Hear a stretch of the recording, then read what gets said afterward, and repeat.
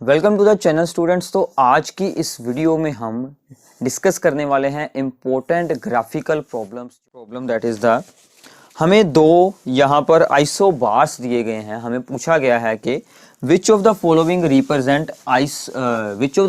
Represent physical adsorption that is the फिजियोजॉर्प्शन।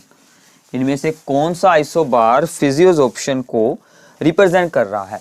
First one is this one. First one कुछ ऐसा है। यहां पर है हमारे पास टेम्परेचर एंड यहां पर है x/m extent of adsorption. This is the extent of adsorption. And second one is the ऐसा कुछ है temperature and this is the extent of adsorption. तो अब आपको ध्यान से देखना है x क्या होती है। x is the mass of the adsorbate, mass of the adsorbate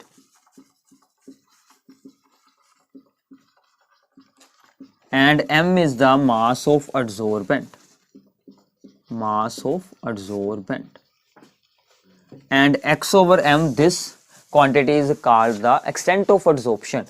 with increase in the temperature decrease हो रहा है। यहां पर पहले हुआ increase बाद में हुआ decrease, तो this is the physiosoption, this is the physisorption. But why? क्योंकि फिजियोजॉर्प्शन में क्या होता है, जब एड्सॉर्प्शन होती है तो वीक वैंडरवाल फोर्सेस होती हैं। टेम्परेचर इंक्रीज करेंगे वो वैंडरवाल फोर्सेस ब्रेक होती जाएंगी और एड्सॉर्प्शन डिक्रीज होती जाएगी। केमिकल एड्सॉर्प्शन में क्या होता है कि पहले ओल्ड बॉन्ड ब्रेक होते हैं, उसमें हीट एनर्जी यूज होती है तो एड्सॉर्प्शन का एक्सटेंट हो जाता है मैक्सिमम। बाद में जो न्यू बॉन्ड फॉर्म हुए थे एड्सॉर्बेशन के टाइम पर वही ब्रेक होने शुरू हो जाते हैं, इसलिए वो डिक्रीज होती है। तो यहाँ से आपको फिजियोजॉर्प्शन और केमिजॉर्प्शन के ये आइसोबार्स में डिफरेंस पता चल जाएगा। So next one is the describe the Freundlich adsorption isotherm. Describe the Freundlich adsorption isotherm. हमें फ्रेंडलिक एड्सॉर्प्शन आइसोथर्म को एक्सप्लेन करना है। आइसोथर्म का मतलब होता है एट कांस्टेंट टेम्परेचर हमें ग्राफ ड्रॉ करने हैं extent of adsorption and the pressure के बीच। प्रेशर और एक्सटेंट ऑफ एड्सॉर्प्शन के बीच हमें ग्राफ को एक्सप्लेन करना है कि उसमें एड्सॉर्प्शन कैसे होती है, कितना एक्सटेंट होता है प्रेशर के साथ। ध्यान से देखिएगा, इसे नोट डाउन करना है आपको, साथ में ड्रॉ भी करना है। Freundlich's adsorption isotherm, adsorption isotherm. So this is the graph extent of adsorption. Extent of adsorption है x/m एंड इस साइड पर है हमारा प्रेशर। अब इसमें बहुत ही इंपॉर्टेंट कुछ बातें हैं जो आपको ध्यान रखनी है। शुरू में एट लो प्रेशर बिल्कुल स्ट्रेट लाइन फॉलो करता है ये graph. Eight low pressure straight line graph होता है। In the intermediate pressure this is the curve shape. तो इंटरमीडिएट प्रेशर यहां से लेकर यहां तक क्या इसने बनाई है, curve shape. And at high pressure this is almost straight line. Eight high pressure this is almost straight line. जहां से ये स्ट्रेट लाइन शुरू होती है that is the saturation pressure. और यहां पर जो फॉर्मूला अप्लाई होगा that is extent of adsorption is directly proportional to the pressure. So Kp, तो इसको ध्यान से नोट डाउन कीजिएगा। यहां पर क्या फार्मूला अप्लाई होगा, at low pressure x/m is equal to Kp। Between at the intermediate range K into P raise to power 1/n and at high pressure ये ऑलमोस्ट स्ट्रेट लाइन हो गई है, so only K मतलब K constant. So extent of adsorption at high pressure constant हो जाता है, कोई भी इफेक्ट उसका नहीं रहता। So this is the Freundlich adsorption isotherm. Exam में आपको यही एक्सप्लेन कर देना है कि case 1 at low pressure, at the intermediate pressure, at higher pressure, सभी फॉर्मूले आपको साथ में उतार देने हैं। एड्सॉर्प्शन आइसोथर्म्स हैं ये। अब हम आगे चलते हैं। चैप्टर नंबर है हमारे पास 3rd।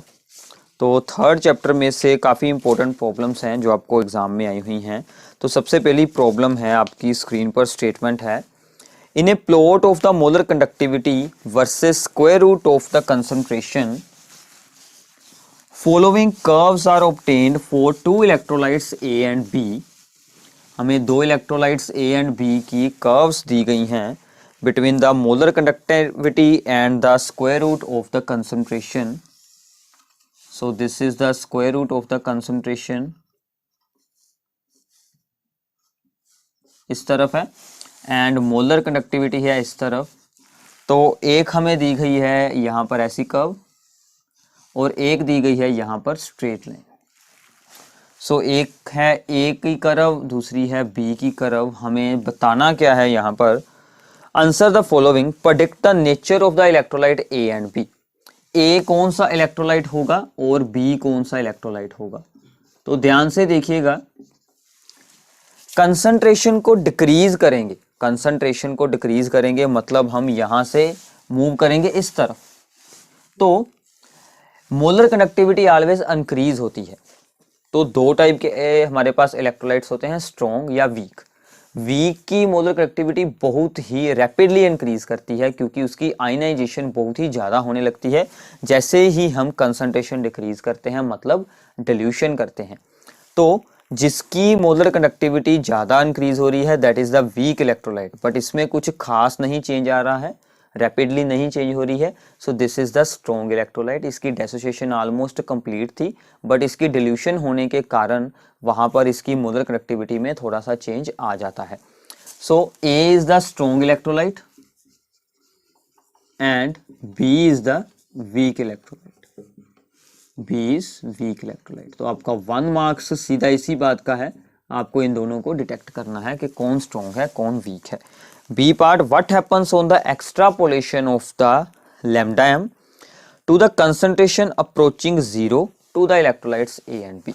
अगर हम इनको एक्स्ट्रापोलेट कर देते हैं, इस ग्राफ को थोड़ा सा एक्सटेंड कर लेते हैं, ये यहाँ पर इसको एक्स्ट्रापोलेट करने का मतलब है यहाँ से हम डॉटेड इस लाइन को ऐसे ही सिमिलर एक्सटेंड करते हैं तो क्या होगा इसमें। तो ये जो ग्राफ है ए का जो ग्राफ है वो तो इस एक्सिस को इंटरसेक्ट कर देगा, जहां पर इंटरसेक्ट करेगा वहां पर आ जाएगी molar conductivity eight infinite dilution, क्योंकि सी की वैल्यू बन रही है 0। तो molar conductivity eight infinite dilution for strong electrolyte A हम एक्स्ट्रापोलेशन के साथ सोल्व कर सकते हैं, बट बी के लिए वो एक्स्ट्रापोलेट पर कहीं भी इंटरसेक्ट नहीं होगा। तो इसका मतलब हम यहां पर क्या लिखेंगे, at concentration approaches to 0 molar conductivity becomes molar conductivity at infinite dilution for A, molar conductivity at infinite dilution is obtained by extrapolation। तो एक्स्ट्रापोलेशन करने पर हम इसको obtain यहां पर कर सकते हैं easily, बट B के लिए वीक इलेक्ट्रोलाइट है, इस बात को आपको ध्यान से सुनना है। वीक इलेक्ट्रोलाइट की molar connectivity at infinite dilution that is the limiting molar connectivity को सोल्व करने के लिए कोहल-रोच लॉ अप्लाई करना पड़ेगा। ग्राफ से वो आप नहीं ऑब्टेन कर सकते। ये प्रॉब्लम 2 बार पेपर में आ चुकी है। दूसरी में यही पूछा गया था कि बी की मोलर कनेक्टिविटी आपको कैसे ऑब्टेन करनी है, या फिर आपको पेपर में सीधी स्टेटमेंट आ जाती है। एक और स्टेटमेंट आपकी स्क्रीन पर होगी कि how does the molar connectivity very with increase in the concentration for strong and weak electrolytes. तो हमने वही सब कुछ एक्सप्लेन किया है। दोनों में ही अगर आप कंसंट्रेशन को इंक्रीज करते हैं मोलर कनेक्टिविटी डिक्रीज होती है, कंसंट्रेशन को डिक्रीज करते हैं डिल्यूशन करते हैं तो मोलर कनेक्टिविटी इंक्रीज होती है। And how can you obtain the limiting molar connectivity for weak electrolyte, that is by using the Kohlrausch law, not by using the graph. This is for only strong electrolytes. Next problem is based upon the chapter number 4th, that is the chemical kinetics। तो graphs दिए गए हमें simple, ये हम यहाँ पर draw करते हैं। तो स्टेटमेंट मैं आपको बताता हूँ कि इसमें क्या है। हमें ऑर्डर प्रोडक्ट करना होता है ग्राफ से, और बाद में स्लोप के बारे में कुछ उन्होंने पूछा होता है कि इसकी स्लोप्स के साथ हमें क्या इंफॉर्मेशन मिलती है। सो ये 2 ग्राफ दिए गए हैं। First one is this one, R0 that is the initial concentration इस तरफ है हाफ लाइफ, एक ग्राफ है बिल्कुल स्ट्रेट लाइन, और सेकंड है यहाँ पर आर नोड इस तरफ, और यहाँ से है straight line from passing through origin, and यहाँ पर है टी हाफ लाइफ। तो ये दो ग्राफ्स हैं, अलग अलग दो पार्ट हैं इसके। Predict the order of the given directions from this graphs. इसका ऑर्डर क्या है? अब देखिए, आपको t half life, this is the half life, is independent of or not. ये हमने क्यों लिखा है? क्योंकि ग्राफ उसके साथ नहीं चेंज हो रहा, पैरेलल टू एक्स एक्सिस है। This is the parallel to x axis, मतलब इस पर बिल्कुल नहीं डिपेंड करता। तो ऐसा कौन से ऑर्डर में होता है, ये आपको खुद याद रखना होगा। तो अगर आपने हाफ लाइफ के फॉर्मूलाज को रीड किया हुआ है, ग्राफ्स बनाकर देखे हैं, तो एक सेकंड में इसका आंसर है फर्स्ट ऑर्डर डायरेक्शन, क्योंकि फर्स्ट ऑर्डर में ही ऐसा होता है। सो फर्स्ट ऑर्डर डायरेक्शन, क्योंकि उसका फॉर्मूला क्या होता है, फॉर्मूला मैं आपके लिए एक्सप्लेन कर रहा हूं, आपको वहां पर सिर्फ ऑर्डर लिखना है। This is the formula of the first order direction की हाफ लाइफ का। यहाँ पर कहीं भी फार्मूले में आर नोड नहीं आ रही, इसलिए this is the first order direction. Next one is the, अब इसमें क्या है कि टी हाफ जो है लाइफ, वो कंसंट्रेशन, इनिशियल कंसंट्रेशन के डायरेक्टली प्रोपोर्शनल है। तो डायरेक्टली प्रोपोर्शनल कौन से ऑर्डर में होता है? हाफ लाइफ के फॉर्मूलास अगर आपने सोल्व किए हैं तो जीरो ऑर्डर डायरेक्शन में, जीरो ऑर्डर डायरेक्शन में ये डायरेक्टली प्रोपोर्शनल होता है। तो इन ग्राफ्स को जरूर ड्रॉ करें, तो इसका आ जाएगा जीरो ऑर्डर, क्योंकि उसमें टी हाफ लाइफ का फॉर्मूला क्या होता है?